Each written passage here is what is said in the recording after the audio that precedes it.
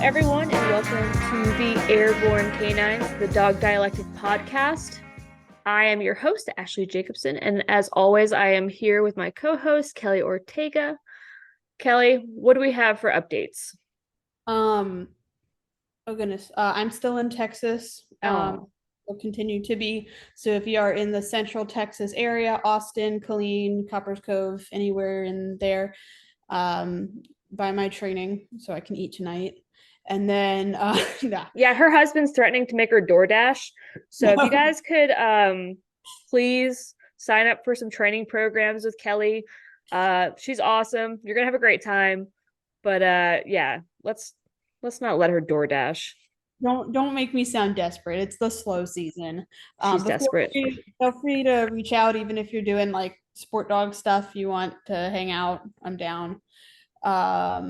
Updates for you. Are you offering holiday training, holiday boarding, Thanksgiving and Christmas? Yep, I am available for boarding. I actually just signed up a board and train client who will be with me for Thanksgiving. So we have plenty of room. The Thanksgiving weekend, I know I'm going to be a little bit busy, so we're just going to be doing boarding on that Saturday.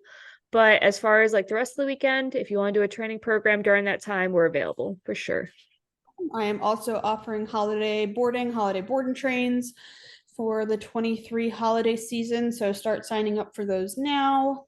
I know Medic recently got his GPR 3. No, GPR 2. Sorry, We're getting ready for our 3. You signed up for too many trials. Yeah, no shit. You're telling me. No, we recently got our GPR 1. And then the next weekend or this past weekend, we got our GPR 2. Of course, by the time this episode goes out, it'll probably be like 2 weekends ago. But yeah, so we did our GPR 1 and GPR 2 in back-to-back weekends. Sick. Sorry, I got distracted because my biceps look big on here. So we are doing a audio podcast, but we are hopefully going to be uploading our video too, so everyone can admire Kelly's biceps. And if you're watching, you're welcome. This is what a Nook Shook creates. I did create a video eating a Nook Shook. Yo, if you haven't seen this video, it's absolutely hilarious. Where can they find the video? The video is on my Instagram, Airborne Canine Texas. I think a Nook Shook also put it on their Instagram. I didn't share it to TikTok because I'm afraid of the comments. And it's also on my Facebook, Airborne Canine Texas as well. You're not afraid of the comments. We all know you're not afraid of the comment section. I am a little bit, TikTok scares me just a little bit. It's just too easy to communicate on TikTok. Okay. Well, I guess like what I'm trying to say is like with Instagram and Facebook, like dog people look at that stuff. Nook Shook dog people are going to Nook Shook to look at that. TikTok, you cannot even own a dog or care about dogs, and I'll show up on your For You page and they're like, who's this dumb bitch eating dog food, right? So this is true. TikTok's scary. Yeah, sometimes I end up in weird areas of TikTok, like horse talk or like masculine lesbian talk. I'm like, I am feeling triggered. I'm not even a lesbian yet. Hey, I am a dog lady, and that's like one step closer, I think. So we'll see. Yeah, I do have TikTok, by the way. It's kj.canines, which I need to update that. And then you have Airborne Canine on Instagram and Facebook and TikTok, and then Nerdy Dog Trainer, Instagram, TikTok. Yep. Yeah. Cool. So yeah, so I guess for my updates, everything here is I don't know, nothing really crazy is going on other than the trials I did, which were super fun. We're going to be talking about that today. Our TikTok shop, not TikTok shop, our pro shop, sorry. Our pro shop, our gear shop on our website is updated with all of our newest gear. We just got a whole shipment of Viper Canine products, tugs, pillows, wedges, all sorts of reward toys. We also have new Hermspringer products. We have fur savers, we have prong collars, we have quick releases for our prong collars and all the colors that you could ever want. You can order all of those on the website. Of course, the treat and train is always available on the website. I was like, you better mention the freaking treat and train. I swear to God.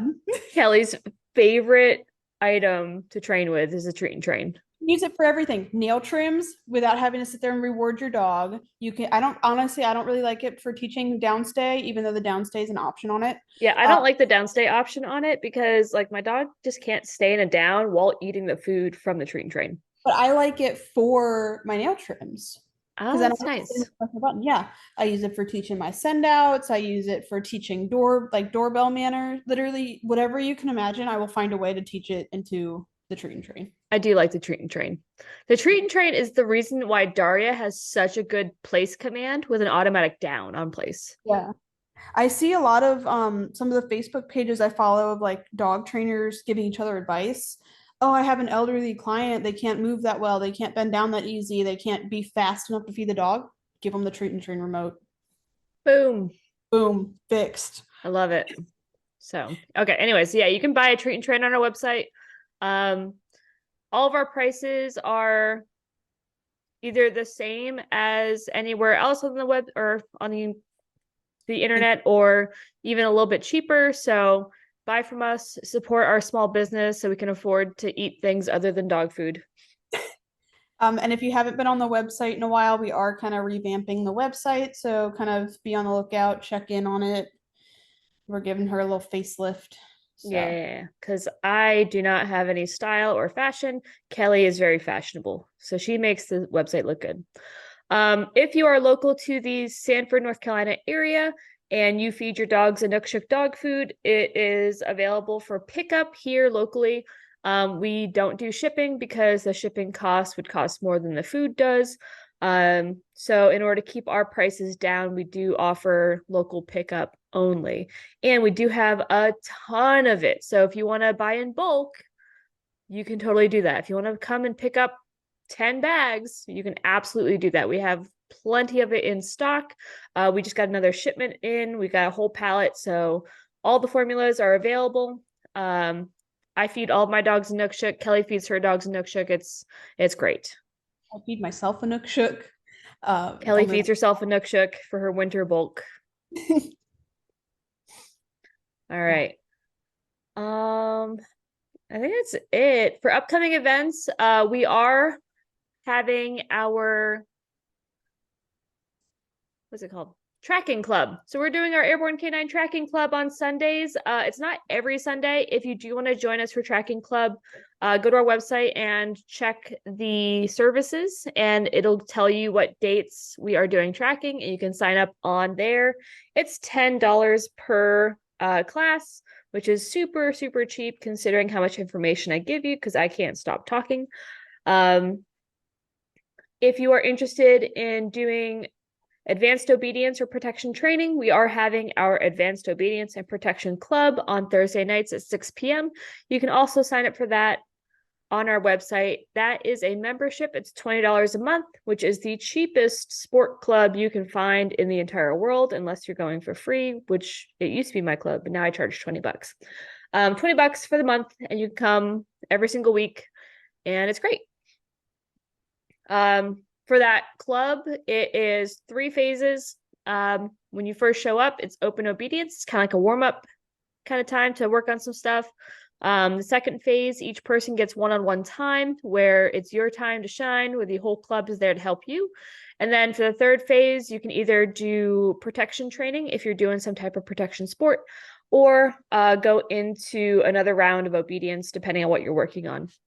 But it's a little bit of choose your own adventure. You're in charge of your dog's training, but we're there to help. So, and that is every Thursday. I'm trying to think what else we got going on. I think that's it for now. Holidays are coming up. If you need boarding, hit me up. Hit up Kelly if you're in Texas, you need boarding. Yeah. All right, let's get into it. I don't want to have a super long intro like some other podcasts we love. Aggressive guitar plays in the background. Oh my God. I love it. All right, so today's topic, we're going to be talking about competitive dog sports, or other competitive canine activities, things like titling your dog, competing with your dog, going to, performance dog events. We're going to be talking about all of it today, why it's so beneficial, especially for professional dog trainers or people who call themselves professional dog trainers. We're going to be talking a lot about this and why I believe, and many reputable dog trainers think, that titling your dog is a necessity for a professional dog trainer. Kelly. Oh my gosh, this is going to be such a painful episode.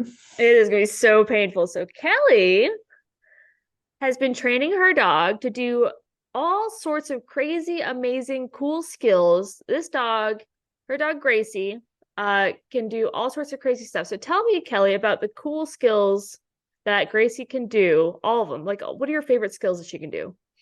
This is like my favorite conversation topic ever, and I know it's absolutely a trap. It is a trap. It's like a trap. Oh my God. This is like, this is workplace violence. Um,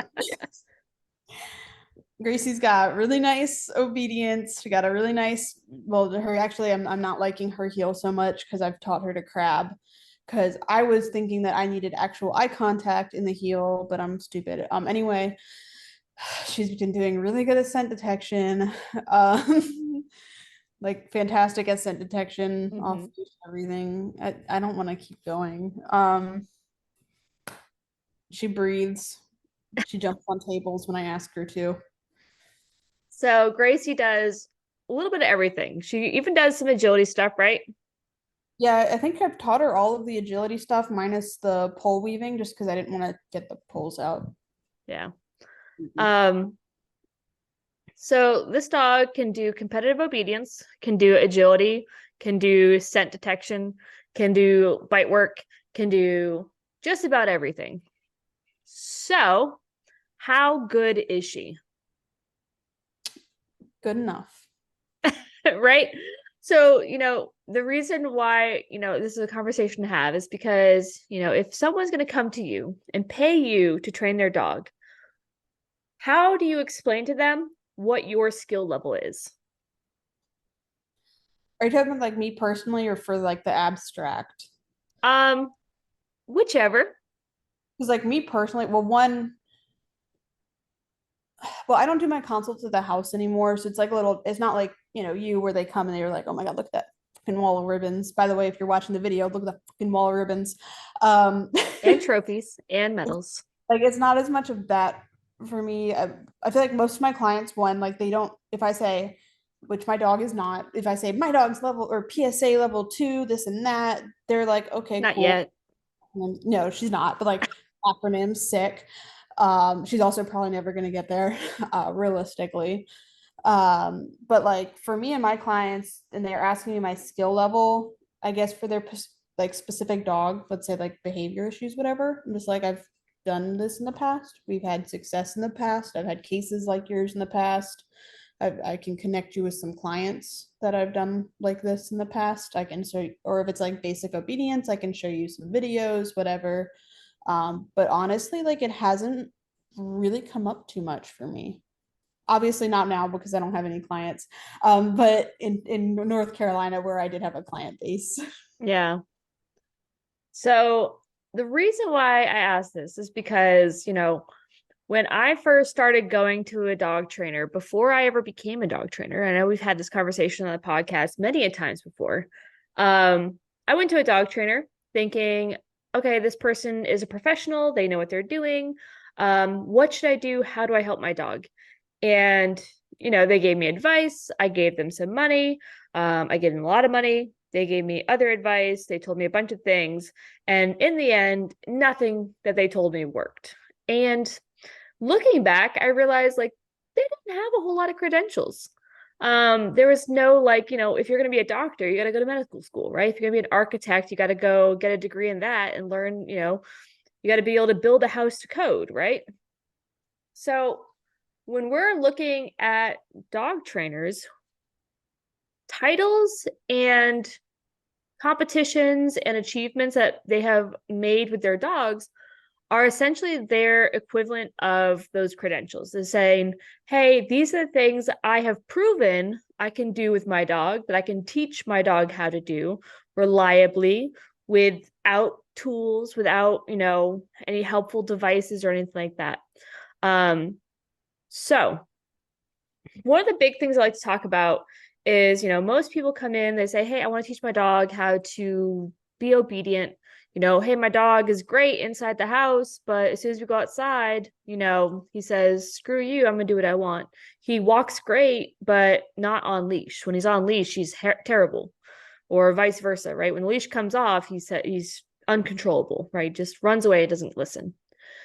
So one of the big things I think I want to talk about is how competitive dog sports are a way to show that our dogs know the skills, know the behaviors, even when the tools are gone. So when the tools come off, when the e-collar comes off, when the leash comes off, can my dogs still do the things I've taught them to do reliably, when needed, on command, right? I kind of want to play devil's advocate here though. Please do it. We both know several, like I'm not saying like the titling your dog isn't like good proof. I'm saying I've also met several dog trainers that have titled dogs that have ended up in the news, or I know don't put the same effort and energy into their client dogs. Right? Like, I don't know if I can say Freezer Lady, remember? Oh, yeah, that one. Like her dog was what, like level 2 PSA? Bro, we can always talk about her. She is in the wind. She is so freezer lady. I don't remember her actual name to be honest. She didn't have no, she wasn't in the twos. She was going for her first level one. No, she was, wait, what's attack on handler then? PDC No, wait, no, it was attack on motorist. level one. Level 1. Okay. Yeah. I think. That's level one. Yeah, she had the dog in the down. She left. She came up to, it's been a long time. Yeah, no, she was getting ready for her level one. So, I mean, she wasn't like that good. But I mean, still, it doesn't say that just because you're someone who has a bunch of titles, meaning you know what you're doing. Um, after if you haven't listened to our last episode with the owner of Next Level Kennels, after we finished recording, we kind of sat and talked about dog stuff and more like personal, like, hey, this is what I'm doing with my dog, this, that, and the other. And we were talking about crap, what were we talking about? I don't know. I had to leave. Remember, Yeah, you had because to leave. my neighbor knocked on my door. I know. Um, We were talking about how like just because you have titles doesn't mean that you're necessarily like qualified. Oh, that's what it was. Okay. So he was talking about how like, if you have a good dog, but you're a shitty trainer, you can get like your level one. oh, I If think you that, have if you're a great trainer and you have an okay dog, you can get your level two. But in order to get your level three, you have to have a great dog and be a great trainer. So I don't necessarily agree with that 100%, but I understand where he's coming from. So, like a dog like Medic, right? Medic is so easy to teach. I can like teach him a whole brand new skill in about 5 minutes. Like I taught him to jump on my back in like a day, right? And everyone's like, that is the most amazing trick ever. I'm like, it literally took me like 20 minutes. Not a big deal. Right. I can teach him how to do a backflip if I want to. Just give me 5 minutes. I got this. But he's the type of dog where you can do that. So, like, there's a lot more to be said. It's not just having titles that says that I'm a good trainer, but I mean, if you've titled multiple dogs multiple times in multiple different areas, I think that says a lot more about the fact that you know how to train different dogs doing different skills. There are some people who only know how to do like competitive obedience or like IGP obedience or PSA or whatever. But when it comes down to like, how do I deal with an aggressive Chihuahua? How do I deal with resource guarding in my Labradoodle? How do I deal with my dog who won't stop shitting in the crate? They're like, I don't know, but I got a really cool attention heel. Well, great, right? So I want you to be devil's advocate because I totally agree. But just because just because the titles don't necessarily mean that they're a good dog trainer, it isn't mutually exclusive that they mean that you're not a good dog trainer, Yeah. right? It is just one piece of the puzzle that says, hey, this is just an additional credential I have to say that I know what I'm doing. Yeah, I mean, it definitely shows too, like, this is my lifestyle. This isn't my job this week. And next week, I'll try something different too. Because I mean, dog trainers, the previous podcast with Next Level Kennels, is that his Next name? level kennels. Yep. With He was Scott. talking about how many dog trainers there are. And so many of them are, I love dogs. Yeah. Well, I mean, I was thinking about it today. I mean, there are every other week, right? We're always, doing our social media posts because in this day and age, that's how we're going to get business. That's how people learn about us is on social media. We're always got to do our posts, our videos, blog posts, whatever, comment on people looking for dog training recommendations, whatever.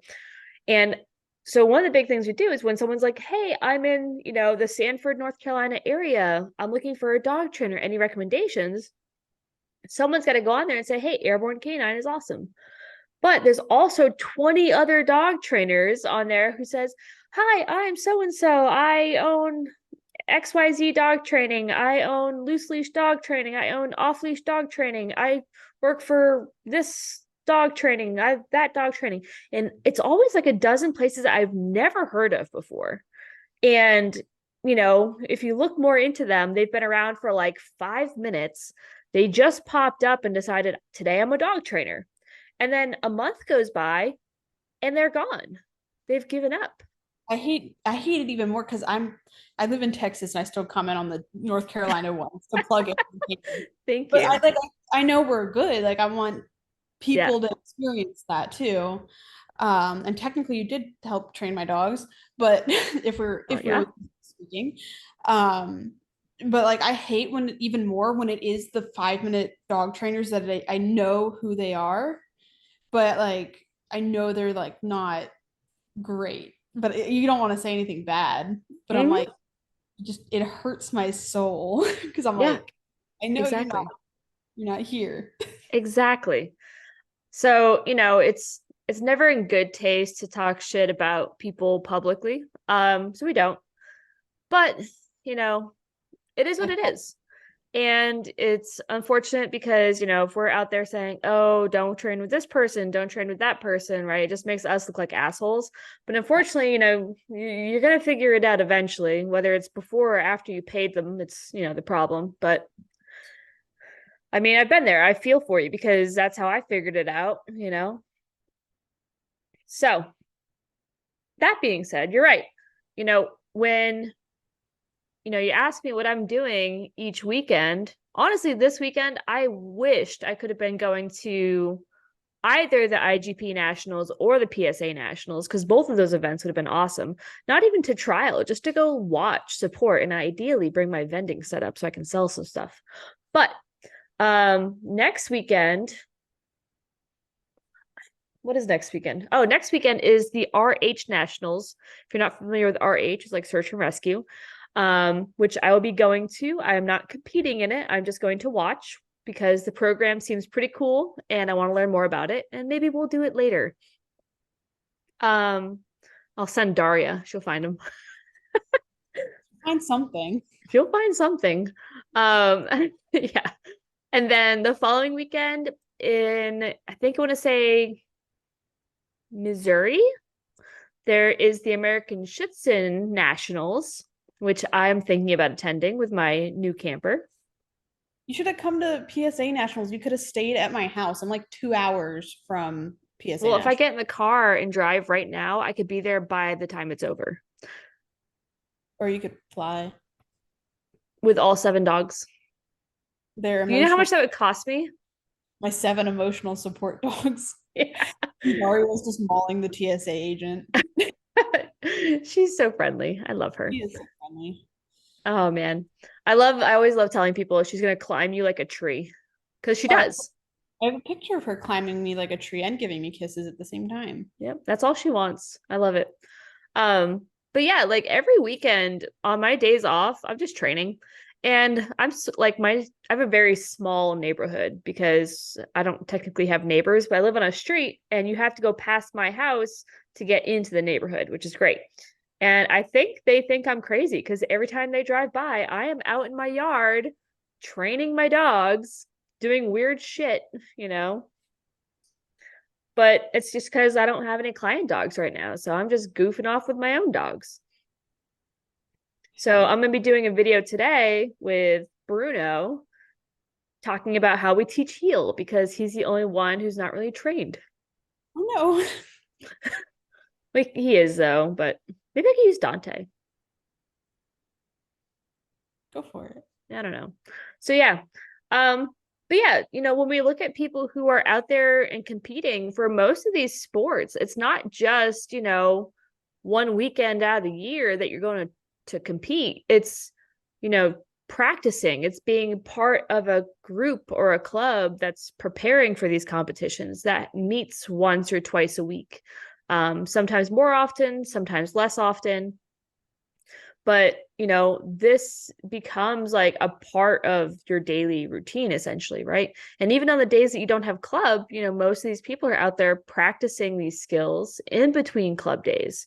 So, if maybe it's not every single day for people who do these types of sports, but especially if you're a professional dog trainer and people are paying you, I would hope that you're training dogs every single day. Yeah. I mean, I know I am. Are you not with client dogs or with any dog? Oh, I mean, especially if you have client Yeah, dogs, I was like, I mean, you better be training the client dogs every single day. They're right? paying. So, I mean, if I don't have client dogs, I have 7 of my own dogs who always could benefit from training. Yeah. So, we're trying to fix Tinky's heel because we're having the same issues you're having. And if we're I need, going into the level 3s in a couple weeks, I need eye contact. No, I don't. My armpit does. oh my God, I was going to say the exact same thing. It's stupid. I need to like install a little camera like right there. No, so I did start trying to okay. I shit you not. I listened to Jerry's most recent episode because I was thinking about nationals and I know he was gonna go, but I guess he's not going to nationals now. I don't know. I think he's staying home. He was supposed to be judging the level 1s, but I think he decided to stay home. So I don't know if that changed or not. I don't know. Inside scoop from our private group chat. Anyways, but I was listening to it and he's talking about preparing for the level 1s and he was talking about the fact that he was going to be judging and he was talking about things that he takes off points for. And there's been this trend among trainers lately after seeing the glorious and amazing Anne Quigley and her performance with her dog Patty. A lot of people are starting to trying to replicate her healing style, and her healing style is a contact heel. So the contact heel is where the dog has a reference point, which is a physical point of contact where like the dog puts their cheek up against your hip or your thigh, and that's what keeps your dog in the heel position. It's basically an anchor point. And he was talking about the fact that he's going to take off points for that contact, right? Because a lot of times like when you're teaching it, if you're not careful, you're going to get a dog who's pushing into you and crowding you too much, or like actually like diverting you off of your line of travel because they're pushing into you so hard. Well, So you want a little bit of contact in the heel. you want a gentle contact ideally, right? But not so much that like you're stepping on your dog or anything like that, right? Not so much that it interferes with like your healing. Side note, I saw she posted on Instagram during one of her stories or something that she had a background in dressage writing, I believe and it. that makes so much sense. She is such a, like a dressage queen, like in the non like mean way. It's insane. I always think horse girls are like mean. So, but she's not. She's great. Yeah, dressage people are just very like precise in everything they do. So I did English style riding when I was a kid. Not training though. I never trained horses. I just rode them and got yelled at because that's what you do in English style riding. Oh yeah, I took a cup. I like traded some dressage lessons for like some like farm sitting. Still traumatized. Oh, anyways, sidetrack. Where were we talking about? Dog train. Oh, right. So he was talking about that, but I decided, despite the fact that the whole point of me listening to that was the fact that I'm gonna lose points if I have a contact heel. I decided to go home and try and teach Medic a contact heel. So, because he gets fairly far ahead of me, and he essentially has to look back up at me in order to give me that attention heel, which is fine because it's consistent. But especially in like IGP, and we're gonna talk about next week the different types of sports. We're not going to get too much into those today, but in IGP, like every time I get my critique on my performance, the thing is like, yeah, that's an incorrect heel position. I'm like, what do you mean incorrect? Yeah. Like, I mean, it's consistent. It's his heel position. So, Yeah. but if you've read the rule book, yeah, I guess you're right. I think his shoulder is supposed to be next to my knee or something like that. I don't remember. But so we're trying to fix that. And we got 3 weeks to do it. So we'll see. Are you just like altering your existing heel command, or are you just starting from scratch? I'm not even using a command. Well, I mean, like, yeah, I guess you're just building on what you have then. Mm-hmm.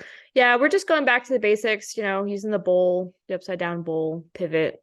Um, and then I was thinking about teaching it as like a trick, using maybe like a post-it note or something, and teaching him to put his cheek on the post-it note, and then taking that post-it note and put it on my leg, Yeah, that'd be and then smart. take the post-it note away.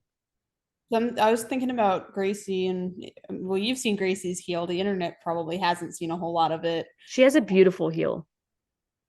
Not really though. Like if you think about the correct healing, because she's trying, I put so much value in eye contact and like physical contact that she's crabbing so bad. She's like a C shape around my leg. Exactly. That's Uh, what we were just talking about. yeah. But like my problem is I was thinking about like fixing it, but I think I would have to like train a new command for it and make it a new skill versus my existing foos, because I've put so much like positive, like good stuff with the foos that I don't know if I'd be able to alter that with her, because it You is like could.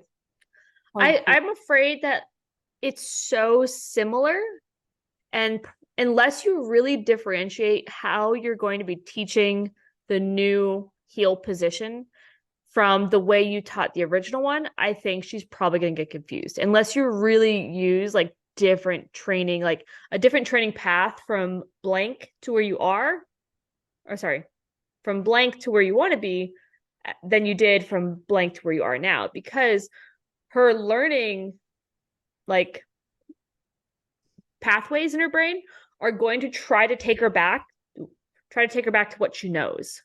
Yeah.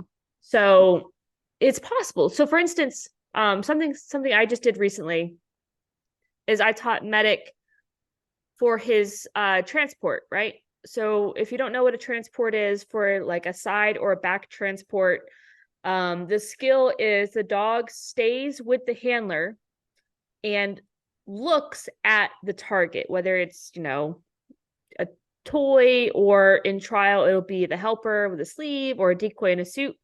Um, it's different than like a remote transport. A remote transport is where the dog goes with the decoy.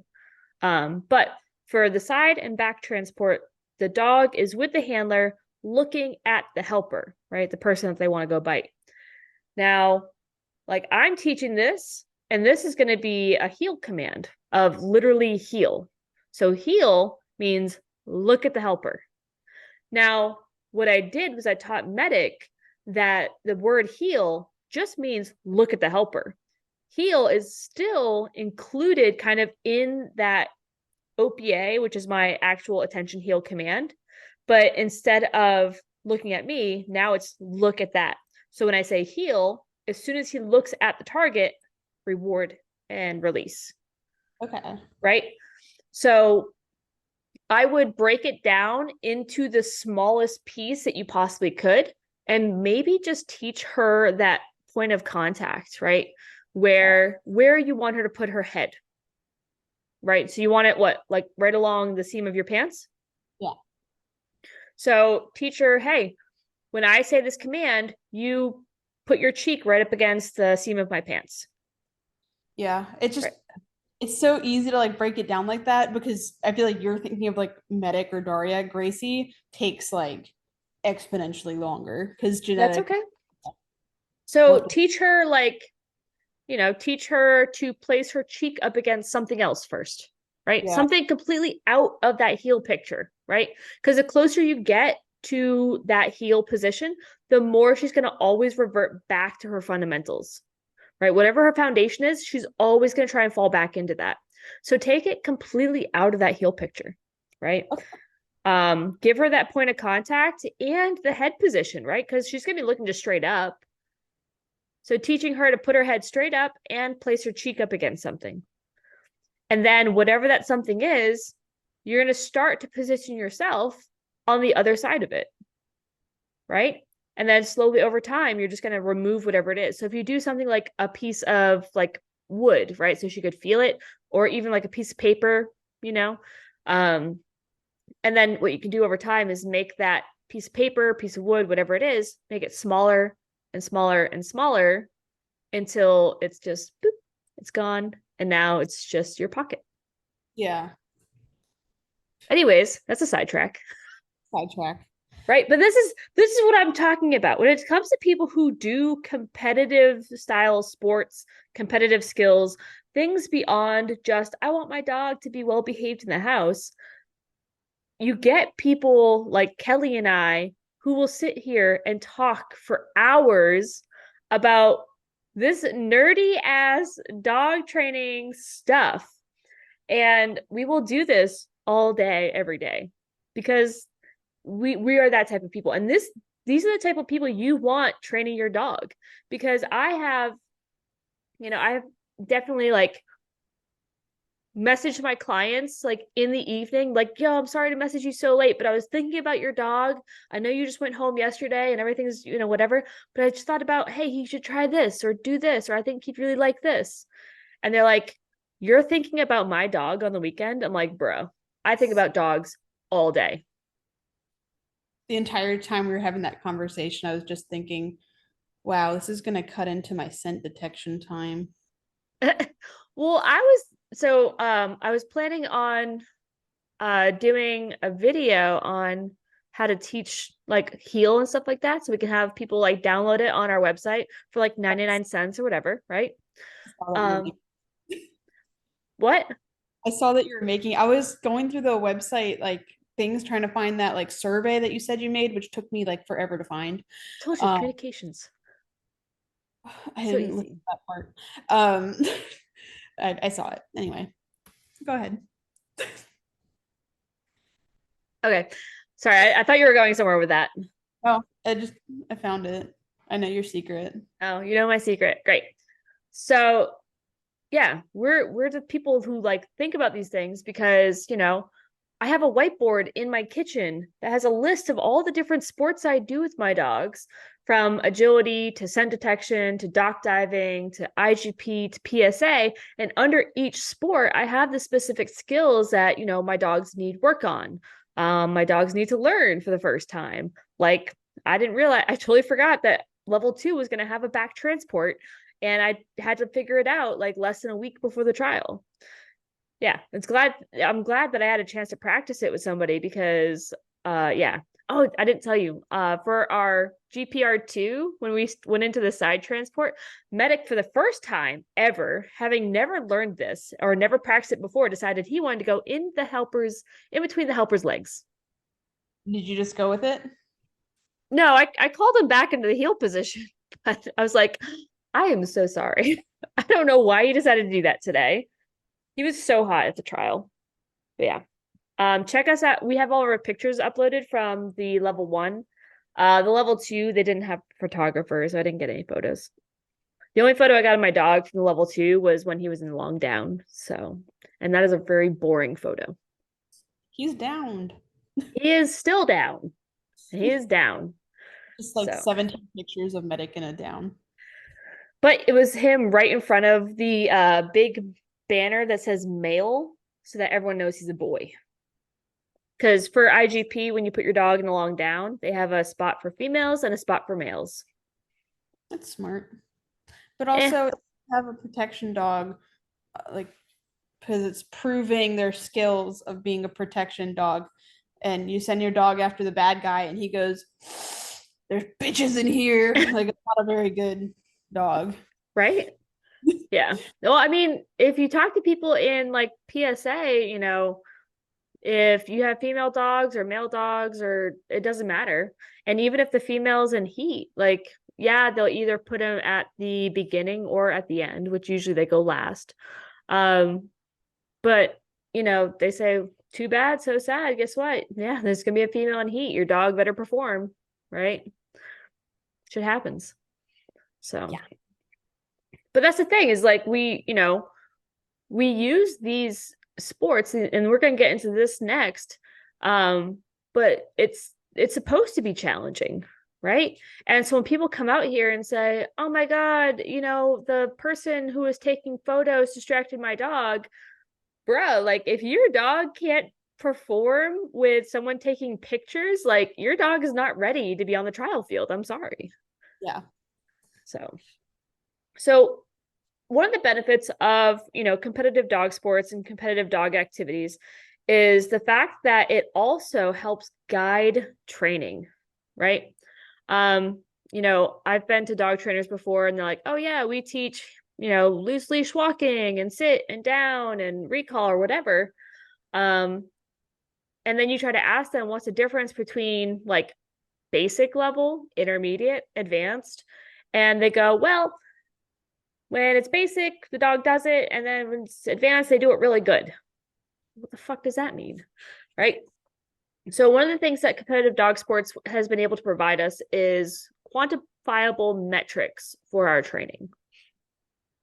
For instance, if you are going to do a sport, let's say like IGP, I need to know that my dog can heel for upwards of 200 meters, 200 paces, do left turns, right turns, about turns, sit when I stop, should be able to do a sit stay while I'm up to 15 paces away, down stay up to 30 paces away, down stay for upwards of 10 minutes, come when I call them. My dog has to do all of these things, be able to walk through a crowd politely. And all of these things, right? These give us these benchmarks and these metrics that say, hey, my dog can do a sit stay for 5 paces, but I know for this level competition, this title, my dog has to be able to do 15 paces. So it gives me goals for my training as well, right? So Kelly, what titles are you preparing for? Not any at the moment. Why not? I don't know. Okay. So if you were going to prepare for a title, what title would you want to prepare for? I don't know. I might look into some like scent detection ones right now. Nice. That's what we're into. Cool. So do you know what would be required of you on a scent detection title? Well, I would assume like successfully detecting scent, How but many?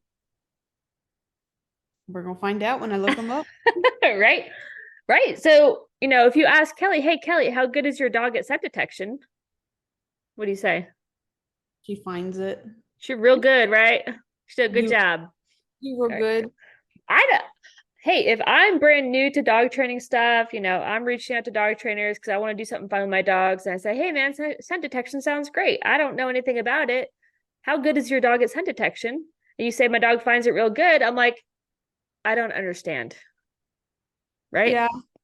I guess like for me personally, like when I start competing and stuff and I'm starting to like put stress onto like the things I enjoy, it makes them like less enjoyable for me and it makes me like not want to do it as much. You know what I mean? So I guess I just procrastinate because I'm like, I'm having fun. So I'm not. we went to a scent detection workshop with Ben Lipinski, who if you don't know who Ben Lipinski is, check him out. He's amazing. He's incredible. He's the only person who has a PSA 3 and American Schutzhund level 3 dog, his dog Fury, who is now retired. And he's also working on a new dog, but he is an amazing scent detection instructor, teacher, trainer. And so we went out there to do some scent detection because I know Kelly really enjoys scent detection. I thought she would enjoy the activity. I needed some help because my dogs were doing some bad habits I wanted to get ahead of. And so when we went out there, Ben asked us, what are we doing scent detection for? Because that's going to determine how we're kind of going to approach it. And I'm like, I don't know. What do you mean? He's like, are you doing it for American Schützen? Are you doing it for contracting? Are you just doing it for fun? And my response was, American Schützen is fun. If you don't know what American Schützen is, it's another dog sport. But yeah, it's supposed to be fun. You Yeah, know, I think it's just like my personality is like I'm not the type of person to go out there and want to be like, look at me compete. I want to kind of just like it's be not in, about look at you compete. It's about look at my dog compete. but it's just, I don't know, it's just not my like favorite thing to go do. Like I've never been like a go watch me do whatever. Like I post my TikToks and stuff mostly because I need advertising. That's mostly it. Your TikToks definitely say, hey, look at me do this stuff. Yeah, You and it's posted videos of your dog doing all this cool stuff all the time. All the videos of Scooby doing his tricks and stuff. Well, how come he doesn't have a trick title yet? because I just haven't had to do it. I guys haven't done it on the internet. Yeah, it's so easy. Internet stuff's easy though. Like the do more with your dog stuff. Like I wouldn't mind going and doing that. It's more of just like, do I feel like spending the money right now? Um, because like online, oh no, I didn't do it right. I'll just edit it. Yeah, I don't feel like paying for a medical degree, but I'm just gonna do surgery. It's fine. I'm not doing surgery, I'm doing You're trick. training people's dogs, right? Yeah. People are trusting you with their babies. Yeah, but not having titles doesn't mean I'm a bad dog trainer. No. Hey, just because I don't have a medical degree doesn't mean I'm a bad doctor. Yeah, and the mafia will pay you like $1 million in surgery. They make Exactly. it the wrong point. So, I love giving Kelly a hard time. It's my favorite pastime. Whenever I'm feeling bored, I just call her and say, "Where are your titles?" She said, "I got the AKC Star Puppy." I also have the other AKC titles. I just never paid for them. I just taped them up because I'm an AKC evaluator. I'm gonna get it taken away from me. Yeah, Yes, please don't get that taken away. That's another source of income for you. I'll pay for them, I promise. Anyways, so what we're looking for is these are quantifiable metrics, right? So it gives us a goal to work towards. So, unfortunately for IGP, and I hate to hate on IGP too much, the differences between the level 1, 2, and 3 are pretty minimal. So that's why I have been able to do like my level 1 week, my level 2 the next week, and my level 3 in a few weeks, because honestly, the skills are 99% the same between the levels. Granted, they're going to be a little bit harsher on the scoring at the level 3, which I totally understand. I don't have high hopes of passing. I'm definitely a bit ahead of myself by entering, but you know what? Hey, why not? It's going to be fun because I enjoy it. Um, but, the skills are essentially the same. Some of the other sports, however, the skills get much harder as you go up in the levels. Um, I think getting into dog sports has been one of the best things I've done for helping establish, quantifiable metrics for our training programs, right? What should I be able to expect my dog to do when they finish a basic training program, right? A basic obedience training program. What should I expect from like an intermediate level program? What should I expect from an advanced program? What should I expect my dog to be able to do in an off leash program? And the way that we can define that for our clients is through, the 3Ds, right? My dog should be able to heel for upwards of 100 paces on one command without constant reward, for basic obedience. Maybe 200 feet for intermediate, and maybe, 300 feet for advanced. And then off leash is off leash, right? If my dog can heel off leash, my dog can heel off leash. But how far can they go, right? So The same thing goes for like my sit stays. My dog might be able to do a sit stay up to 30 paces away, but can he stay there for 10 minutes? You know? And that's when we're talking about those quantifiable metrics. So, when someone asks, hey, what's the difference between a basic level sit stay versus an advanced sit stay? I don't think a lot of trainers know how to answer that question. I think, it's for those people who aren't out there competing, who aren't out there constantly evaluating what their dogs are capable of. Am I ready to do this activity with my dog? We have to be able to say, my dog absolutely can sit for X amount of time while I am X amount distance away. For IGP level 3, for the long down, it's going to be probably about 10 minutes long, and I'm going to be out of sight. I'll be inside the blind. So that's something that we need to work on with Tinky, right? And so those quantifiable metrics are super important for us to understand a training progression. So that way, when we're recommending to clients, hey, what do you want to be able to do with your dog? Oh, I want to be able to put my dog on place and go run to the store and come back 15 minutes later and have them still be there. Well, guess what? That's going to be that advanced off-leash obedience, right? Because we're looking at how long is my dog going to be there? How far away am I going to be? And, what types of distractions are going to be. Maybe while I'm gone, the delivery guy comes and pulls in my driveway and rings the doorbell. Can my dog still stay on place with that high level distraction? Right.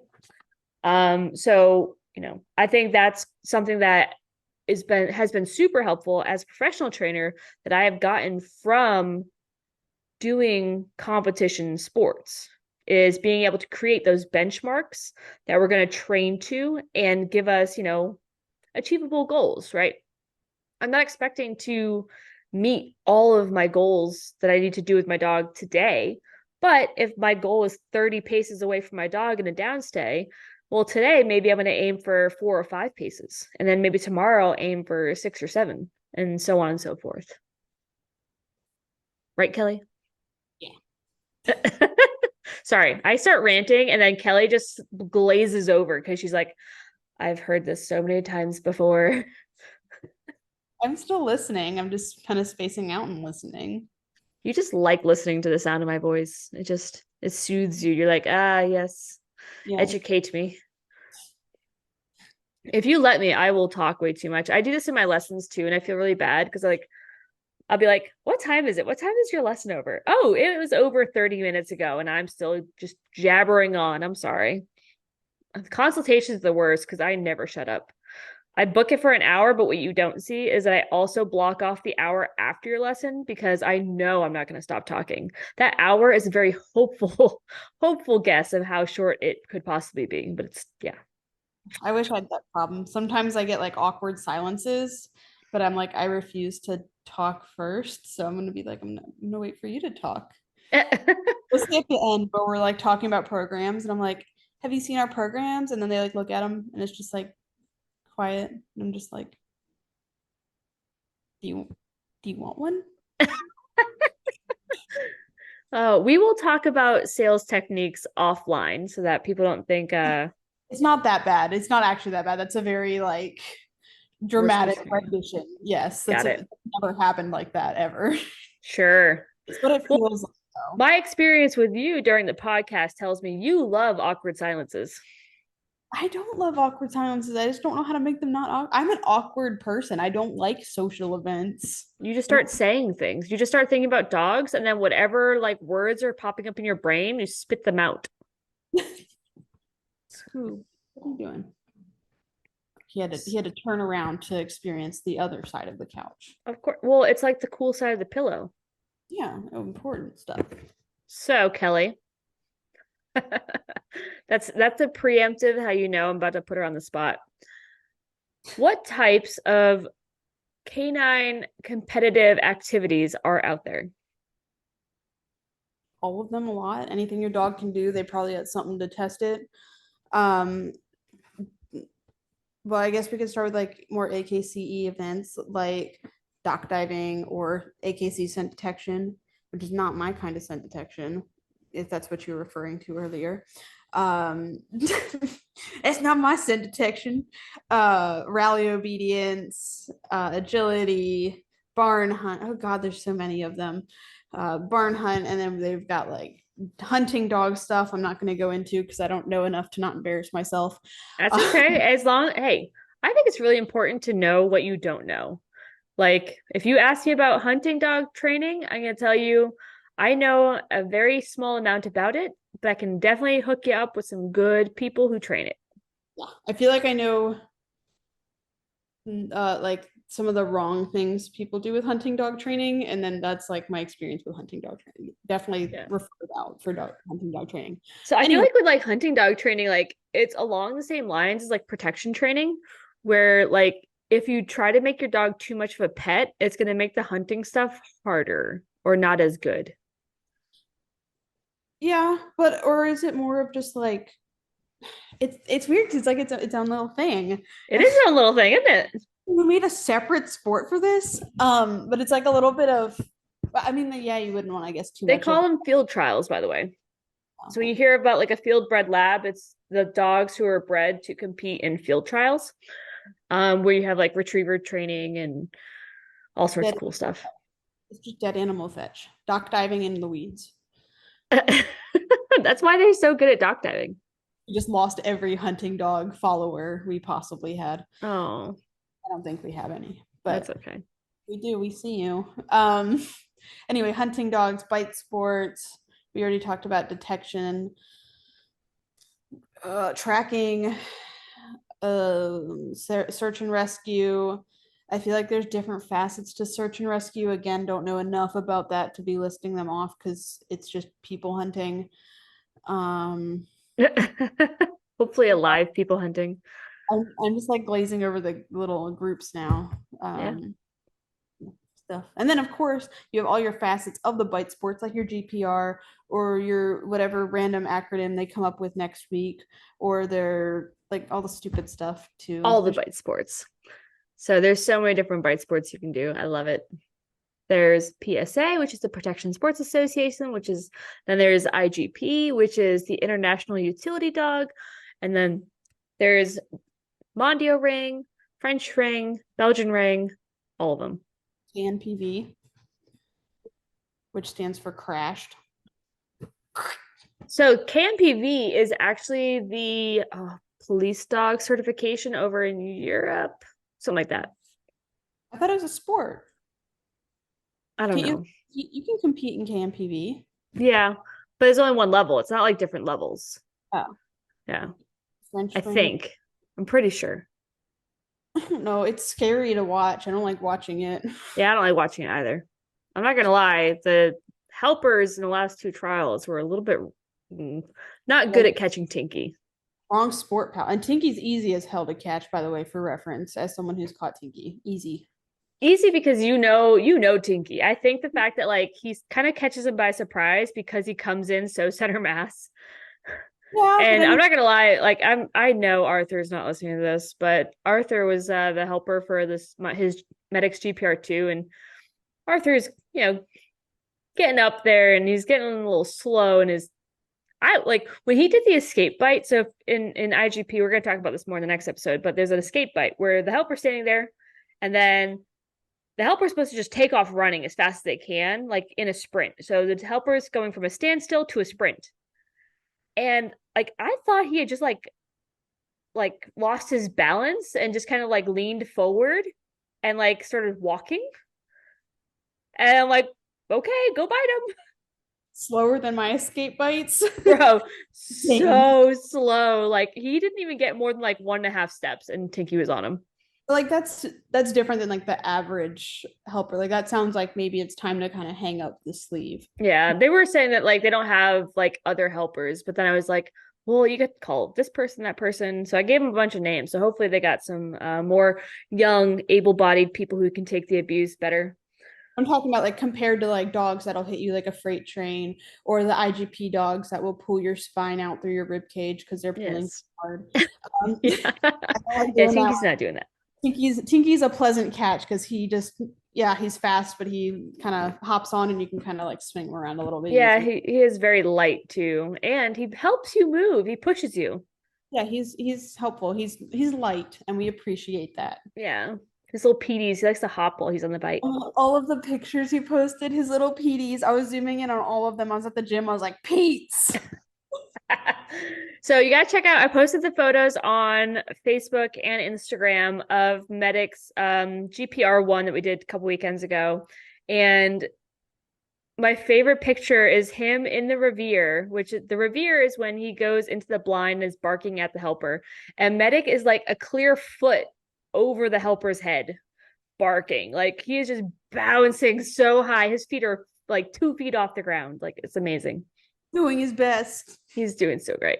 He put every last one of those 44 pounds into his revere.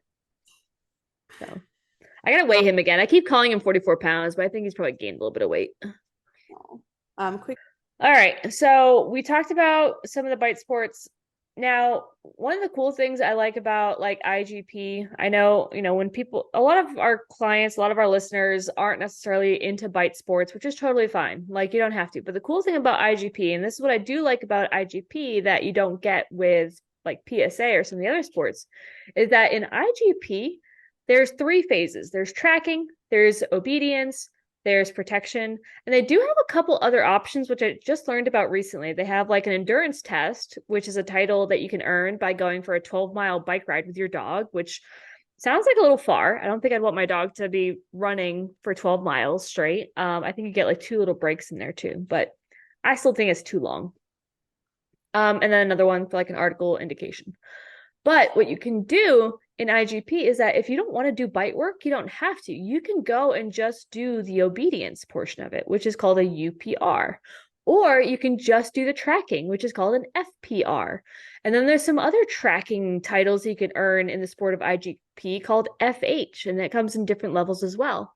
So like if you're just doing the obedience, you can do like a UPR level 1, level 2, level 3, and it's just the obedience portion of the level 1, level 2, level 3. So for me, what I did was called a GPR. A GPR is just the obedience and the protection, because I don't like tracking. So like the downside for like some of the other sports, like for PSA, you can't just do a PSA obedience routine because in the level 3, even the obedience has bite work in it. The reason why obedience is so hard in PSA is because the draw for the decoy is so high. And so you have to be doing bite work if you want to participate in PSA. Like that's what the sport's all about. But for IGP, like you can do just obedience. You could do just tracking. You could do tracking and obedience. What you cannot do is you cannot do protection only. So you have to do the obedience if you want to do the protection, which is fine. Makes sense. I enjoy both. It's fine. I love obedience. I think it's so much fun. Not like, I mean, there's nothing wrong with pet obedience. Pet obedience is fine, but it's boring as hell. There's so much more you can do with your dogs.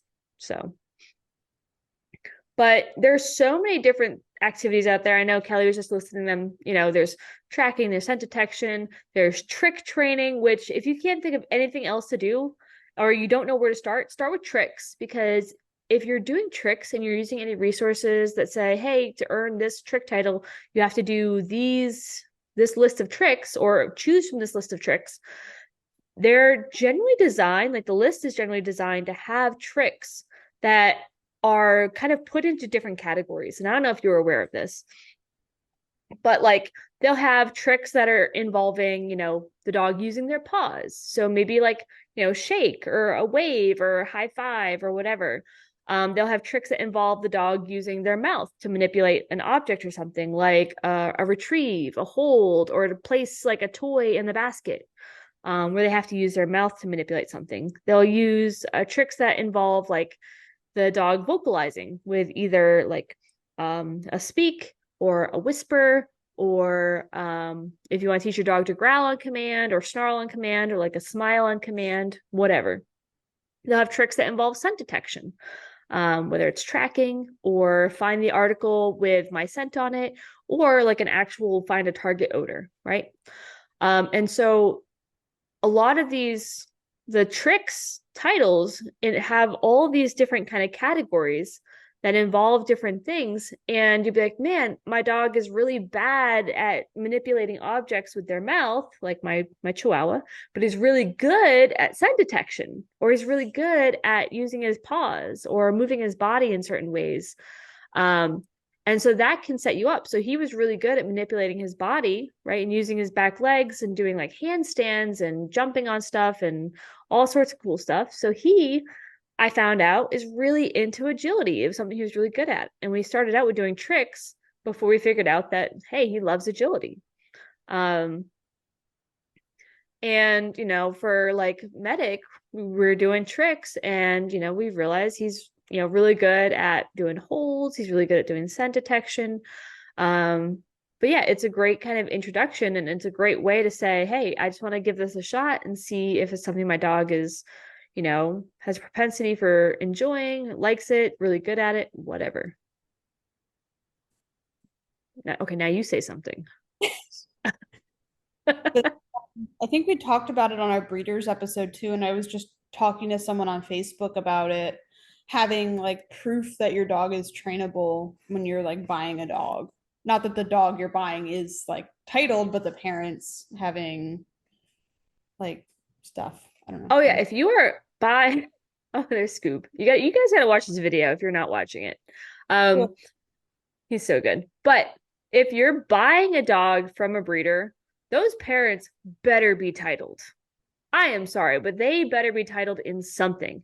And a lot of people are like, oh, I don't care if the parents are titled. I don't plan on, competing or titling with my dog. You don't have to. That's fine. If you don't want to compete with your dog, that's great. Except for you, Kelly. You have to compete with your dog. But, just because you're buying a dog and you don't plan to compete with it, you still want the parents titled in something. And there's a lot of good reasons for that. One, it tells you that that breeder takes their dogs seriously, that they've put work into their dogs, right? And, they are dedicated to the betterment of the breed, because every breed is made to perform some type of behavior, task, job, duty, right? Your herding breeds are meant to be herding animals. Your guardian breeds are meant to be guarding, livestock. Hunting breeds, pointers, they're all bred to be doing something specific. So, we want to make sure that we're breeding dogs, or continue to breed dogs, who are able to perform the skills that the breed was intended for. And if your breeder is not titling dogs in these sports and is not breeding dogs who are titled in the activities that the dog is intended for, they're not essentially breeding to standard, And, some breeders will say, oh, well, the grandparents and the great grandparents, this, that, and the other. Well, that's great. But, when the grandparents had a litter, they had a litter of multiple dogs. Yeah. And not every dog is going to be an awesome dog. Within that litter, you're going to have, some that are made to be doing that activity, and you're going to have some that are not made to be doing that activity. And if you have, dogs who don't have the drive or the skills or the temperament to be performing certain activities, that is what the genetics of that individual dog has. And if, they can't perform and they can't title, when you breed that dog, you're passing on those genetics of a dog who cannot do the things that the breed is supposed to do. I saw it was a TikTok of someone that was like all like confirmation shows should start like incorporating part of the dog's like competition is them doing that activity they're supposed to be doing. Oh So yeah. like showing your border collie, you need to have passed like the sheep herding level. I don't know, whatever the hell you do with the border collie. Make it do weird flips. They herd sheep is what they do. They hurt sheep. Um, Sometimes, yes. uh, but you see a lot of breeders now that are like their grandparents this and this, and I'm like, the potency is in the dog that you're breeding. I don't give a shit about what his grandpa did. Like Exactly. my Right? grandpa. If I have a whole bunch of siblings, and, all of my brothers and sisters are, you know, graduating from medical school, and I'm over here, picking my nose and eating crayons, about to join the Marines. I'm probably not the best breeding stock. Breeder. She's gonna be a doctor. She's gonna produce doctors. Yeah, you think I'm going to be producing doctor children? No. My children are going to be nose pickers and crayon eaters too. They're going to be, on the front lines of the infantry. It's going to be great. But they're not going to be doctors. We meat shields. Sign them up. Cannon fodder. So when I was in the military, little sidebar, the grunts would always make fun of us because we were intel, we were the nerds, and they would be like, why don't you go be useful and make a PowerPoint? And I'm like, why don't you go be useful and draw fire? Stop getting distracted by Scoob. People want to see Scoob. They don't want to see me. This is true. I should just point the camera at the kennels next time. And we'll get dog abuse claims because how dare you protect your dog? I know they're in the kennels right now. Yeah, I'm just protecting them because if they're out here while I'm trying to record a podcast and they're being obnoxious, I'm gonna beat the living. Never. I'm just kidding. I don't beat my dogs. I should, but I don't. Have you seen the? I just posted. I think you saw it. The video of Scooter of like things he's ate and survived, and it was just his outfit. But have you seen those actual videos where they're like 6 Duracell batteries? Mm-hmm. Yeah. I'm like, how this isn't funny. If you posted your child doing this, you'd be getting some phone calls. Yeah. That's called neglect. Yeah. So back to breeders. We'll do a whole episode. I keep promising this episode on breeders. I promise we'll do it one day. It's on my board. It's on my list. Have we been talking about it so much that I thought we did one already? We did not do it yet. But, when we're talking about breeders titling their dogs, it shows that the dogs that they're breeding are able to do the skills that the breed was meant for, right? When we're talking about breeding to standard is not just what the dog looks like. It's the dog's temperament. Now, in addition to that, what else do titles tell us about the dog, Kelly? The breeder is one proud of the dogs that they're producing, want to show them off, and then also they're putting time into their dogs. They're not just going to go to the shelter and get whatever looks like a golden retriever and whatever looks the most like a poodle. I'm coming after the doodles, smashing those things together and just selling the puppies for money. Like that's expensive, yeah, but like it's pretty easy to do, right? Like you just put them in a room together. Well, actually, you usually can't get intact animals from the shelter. Whatever. But if you find one in the dumpster, you're good. Good. Then that's where most of them come from. Yeah, you put on some nice romantic music, light some candles, puppies are made. A good breeder is putting time into their dogs. They're proud of their dogs. They're not just popping out babies. Like the dog has more skills than coitus. Mm-hmm. I should offer up Medic for a stud service.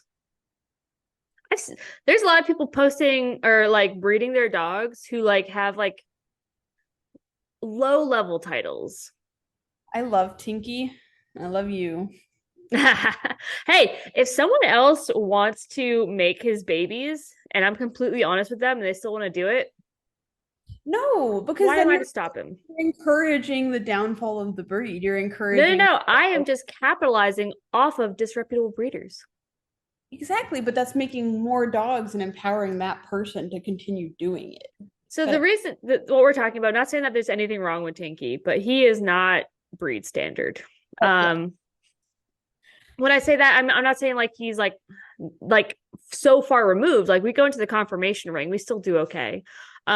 He's a Dutch Shepherd, but he's too dark. So ideally, his colors are off. He's doesn't have enough brindle on him. He's small. He got what? The tiny cat feet. He's got tiny peaties. He's got adorable peaties. They're a saving grace. And so, he's not the absolute best candidate when it comes to conformation breeding, showline breeding, right? On the flip side of it, he's also not made for like protection sports, which Dutch Shepherds, that's what they're kind of meant to do, right? He does not take the pressure well. He is not environmentally sound. He's a softy boy, right? And that's fine, right? If that's what the breeder was breeding for, they're not breeding, for dogs who are able to, run through a wall of fire like Daria. Daria will run through a brick wall to get a bite. Yeah. Pinky will probably be like, maybe I can find a window or go around. Yeah. So, and so, even if, if he's not going to be that ideal conformation dog, he's also not that ideal sport dog either. He's also not the ideal working dog. But what he is an awesome house dog, awesome kind of all around great dog just to hang out with, have fun with, do some cool stuff with. I think for like your average pet owner, though, who would be looking for a dog like that, I think he'd be too much. Yeah. Like if I let you borrow Tinky and take him home for a week, you probably call me after like one day and be like, you got to get this animal out of my house. But you've also put a lot of like extra work into him that's kind of altered a little bit about how he acts, right? No, he still acts like an animal. He's still crazy. He still comes up and like, you know, body slams me and like parkours off the bed sometimes and tinky time on the couch and jumping over furniture. I remember we met his brother, his actual litter mate brother from a previous litter. And we go to their house, right? And we don't go to other people's houses with my dogs too often. So I was like, oh yeah, it's just like my house. I'll let him off the leash. Brought him in there, took him off the leash to like hang out with us. He jumps straight over the back of the couch, jumps onto the coffee table, stands on the end table. I'm like, oh my God. Like, he doesn't do this at my house. He's never done this before. I mean, I have my couch backed up against the wall. That's the only reason why he hasn't jumped over the back of it. But I think he used to do it at my old house. But yeah. So like I'm like, oh my God, he's a little maniac. And I can just imagine like someone taking home a dog like this for the first time, taking him in the house and having them do this shit. They'd be like, get him out. Yeah. Thankfully, they're familiar with the breed, they're familiar with the litter's temperament, and they're like, oh, it's fine, it's just like our dog. I'm like, yeah, okay. They were cool. But we're totally getting sidetracked. Anyways, so the last thing that I think is really important, the reason why breeders should be titling their breeding pairs, their breeding dogs, is not just, oh, I want this dog to be able to perform these skills, right? It's nice, but hey, maybe I'm just breeding pet dogs. I don't really like seeing breeders who breed pet quality because it means not show quality, not competition quality, not working line quality, pet quality, right? Meaning we can't really do any of those things very well. So we're just going to sit on your couch instead. That's what I hear when I hear pet quality. It means I don't really know what I'm doing breeding. And so I'm just kind of mixing it all together. Which if you ever find someone who's mixing show line and working line, like, no, that's a no-go. We're tired of getting these dogs in for training. Please stop. Please stop doing this. Yes, we get them in for training and there's a reason why. But the most important thing that trialing your dog for breeders, what it shows is that the dog can function in stressful situations. The dog is generally environmentally sound. The dog can perform skills in front of people without tools, without, again, it goes back to that validation of training, the, getting away from the crutch of needing to have my dog on tools and have rewards all the time for my dog to be able to perform, right? Even if it's just the conformation ring, can my dog walk around a ring, get touched and fondled by a judge and not lose its goddamn mind? Tinky. Insert the picture. I'll put it in there later, maybe. I'm not super savvy, so when I see people in like videos like, hey, call this number right here, and then like the number pops up, yeah, we'll try to do that.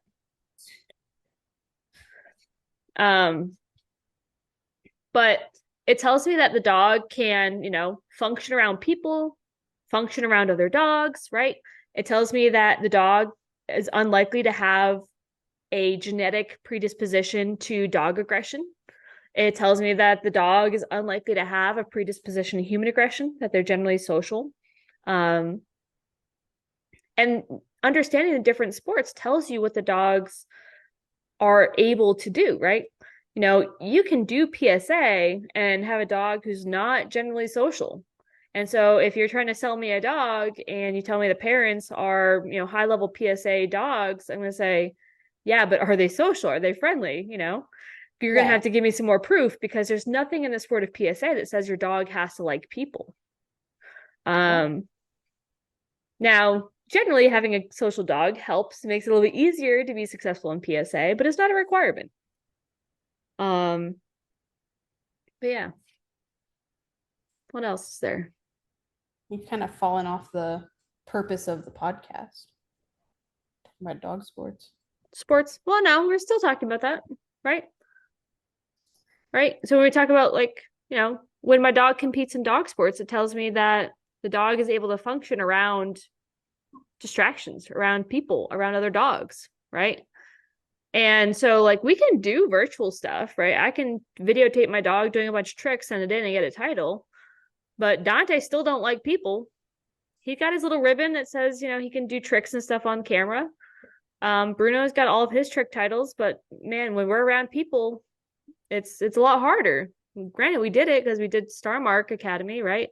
But when he was doing his scent detection test, I set him in for his first search, and between me and the boxes, someone dropped a toolbox, and he damn near jumped out of his skin and got frozen. And if I Aw. told him to search again, that would be an additional command, and I would lose like half my points. Thankfully, I kind of gave him a little, and he's like, "Oh yeah, that's right, I was searching." But still, I wouldn't breed Bruno because he's terrified of everything. Granted, that is a breed trait of the Chihuahua, apparently. Um, so In what world? yeah, I know, I'm just kidding. The shitty ones. Yes, but yeah. So there's a lot of benefits to, dog sports and competition dog sports. Sports where you actually go out there and compete against other people necessarily. Granted, when you're out there and you're trying to earn a title, you're not really competing against other people. Granted, if it's an event, most trials have like a high-end trial, or the highest score of the day will get some type of award or recognition. But there's so many things that tells you about the dog, right? And I think there's a lot of, I don't know, what's the word when you immeasurable, Yeah, I mean, I'd probably say like abstract. unquantifiable. Yeah, sure. A lot of abstract benefits too. Just it gives you something to look forward to. It gives you something to work towards. I mean, I think a lot of times we kind of get bored with our day-to-day pet dog training because we're not working towards any goal, right? We're not working towards any type of achievement necessarily. Granted, if I just want to see if my dog can do a backflip, once my dog does it, boom, I've done it. Great. Um, but it's also nice to get a little recognition for the hard work we put into. That's the reason why I like it. Hence my wall of addiction. So don't waste your money on drugs. Just start doing dog sports. And yeah, that's a whole nother level of addiction. So, all right. Kelly, any last thoughts on dog sports, and what dog sport are you training for, Kelly? Scent detection. Kelly wants to get a PDC on her dog Gracie, and she's joining a PSA club. So Kelly, have you been going to this PSA club that you were joining? No, I haven't been up there yet. You're making me look real bad. So I hook up Kelly with really, great high, highly reputable trainers, people in the dog world. And this is what she does to me. She makes me look like an idiot. No, I've been messaging him. It's just we just moved down here, so I'm trying to like You get didn't clients. just move down there. You've been down there for months. No, I've been down here for 1 month, and I'm just kind of like trying to get clients and stuff before I start like driving up there 3 times a week. I think if you go up there just to decoy, I don't think he's not going to charge you. I know, but the gas charges me. Well, whose fault is it that you bought a Forerunner? What else am I going to transport my dog in? Besides, doesn't Brendan make enough money? God, I know how much he makes. I was in the military. All of his payment information is available to you. Yeah, we're making enough. We're good. I'm just trying to get clients before I do like extra stuff. Just do some just drive a little Uber on the way up there. You'll be fine. I always tell people, so when I go to trials and stuff like that and I set up my vendor table, I have people ask me like, dude, doesn't it stress you out like trialing and running your vendor table at the same time? I'm like, no, not really, because I don't really care if I sell like a ton of stuff as long as I sell enough to make my entry fees back. So why don't you just start, vending? You'd be fine. You could have been vending at PSA Nationals this weekend. Yeah, after I invest what like $5,000 in merchandise and wait for it to get here. I mean, you could literally just set up a table with just prong collars, and I bet you'd like sell out. Yeah. Yeah, prong collars sell really good at PSA clubs, so I love it. All right, well, I think that's enough.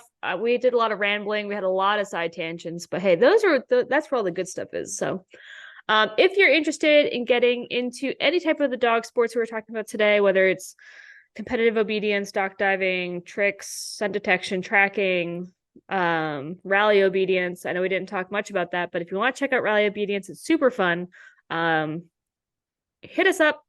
If you don't even know where to start, just text me, call Kelly, text Kelly, email us, hit us up on Facebook, Instagram, TikTok, whatever. And we can definitely get you pointed in the right direction. If you just want to come out and start trying it with us with some hands-on guidance, I am happy to teach you any skill you want your dog to learn. I don't care if you're a Chihuahua trying to learn bite work. And yes, we have three Chihuahuas in our protection sport club now. They're trying their best. They're doing great.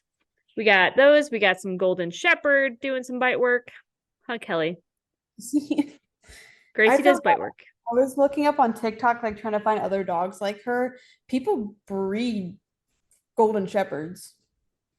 People I was like, do everything. why? Like she's definitely an oopsie baby. Like she's adopted. But you But love her, right? I do love her, but And she's great. I wouldn't breed it. No, but there are people who get, a rescue dog, a mixed breed dog, and they love the dog and they may go, man, this dog is so awesome. This is so great. They should do this on purpose because this dog is amazing. When I first got Bro, I'm like, man, people are breeding Huskies and German Shepherds together because this dog is great and they should do this more often. No, no, no, no. But I loved Bro so much that I thought it was a great idea. So that's just what happens. Yeah, but like even in Gracie, I can see like the issues she's having Yeah, in but her. when you're not as educated as we are, like when I was a stupid dog owner when I first got Bro, I was totally like blind to all of his issues. I was completely ignoring them because all I wanted to see was how cute and cuddly he was and how cool he was and how much fun he was and how sweet he was and all that good stuff. Yeah, okay, he was a little scared of people and yeah, okay, he tried to bite them sometimes, but it's because he was abused or he was neglected or because I rescued him. Bullshit. No, I didn't do any of those things. I bought him from a backyard breeder. So I fully admit that because I had no idea what I was doing. But okay. So yeah, it doesn't matter what sport you're interested in. And it doesn't matter what type of dog you have. If you want to try it, just try it. Who cares? If you want to try bite work with your chihuahuas, come on out. I'll do it. I don't care. Most clubs you go to aren't going to waste their time. I have nothing but time. Come on over and waste it with me. I try to teach my chihuahuas bite work. Dante, got it. PSA 3 dog right there. I'm just kidding. But yeah, don't be afraid to try stuff. And if you just want to try it out for funsies, let me know. And if you're ready to compete, we got a couple people in our club who are preparing for their BHs. We have a couple people who just got their BHs, which if you don't know what that is, it's the first level of the sport of IGP. And so, we got people who are getting ready. We got people with pit bulls. We got people with shepherd mixes. We got everything in between. And if you want to put a BH on your Chihuahua, let's do it. I'll do it with you. I'll get a BH on my Bruno. We'll see. All right. All right. Don't forget to follow, like, share, subscribe. Tell your friends about our podcast. Listen to it in the car. Listen to it on the way to dog training or the way home from dog training. Follow us on Instagram at Airborne Canine. Check out our website, www.airbornecanine.com. Check out all the new toys we just got, all the tugs, all the Viper canine products, all the Star Mark, the new foam, the Durafoam Star Mark balls with the Sure Grip cord and the Sure Grip handle. Amazing. I had to order like 40 more of them because every time I vended at a trial, they sold out. So they're amazing. Everyone loves them. They're an improvement over the old swing and fling Durafoam ball that had the rope handle. But yeah, that's been the gold standard for toys. Now this is even better. So check it out. It's on the website. Order online. You can pay with card, Cash App, PayPal, Venmo. All of that stuff is available, I think, on the website.